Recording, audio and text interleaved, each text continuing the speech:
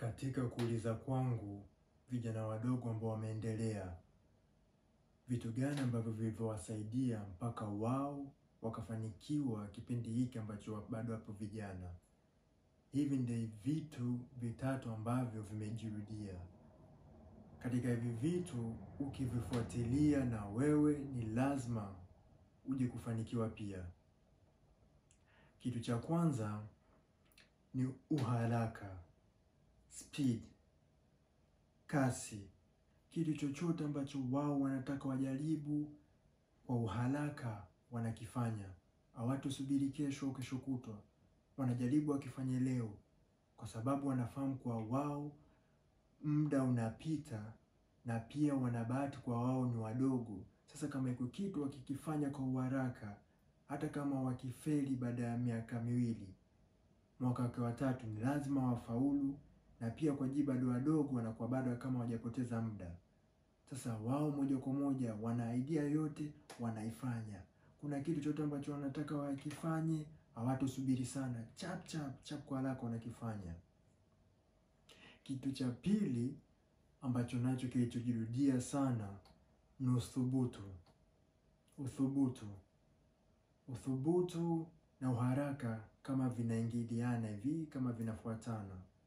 Ila uthubutu ni muhimu sana, kwa sababu kuna vitu vingi sangine hatuwezi tukajua kama vitaweza kutuendeleza au hapana bila kuthubutu.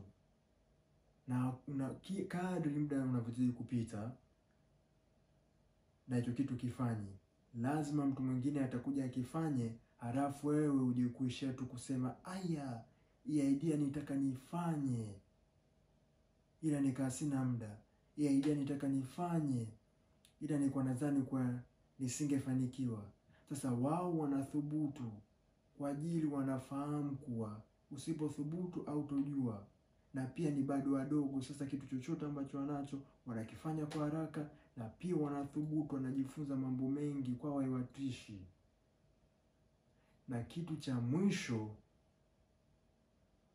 ni majuto. Yaani wanahiari wafanye kitu wafeli kuliko kuja kujutia kabisa.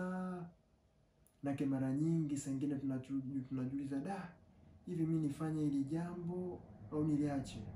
Wao mambo kama haya hataki. Wanaweka system zao vizuri, halafu wanazifuata. Kitu kikifeli, hamna shida, at least tumefeli kwa haraka. Wanaendelea kitu kingine, au wanabadilisha strategy la hilo jambo, lakini wanalifanya kwa haraka. Na hata wakija wakafeli tena, haiwatisi sana, kwa sababu at least wamejaribu wakashindwa kuliko kuja kujutia baadaye. Sasa wao, hivi ndio vitu vitatu ambavyo vilivyowasaidia, na sisi tuje tuvifanye kazi ili vije kutusaidia.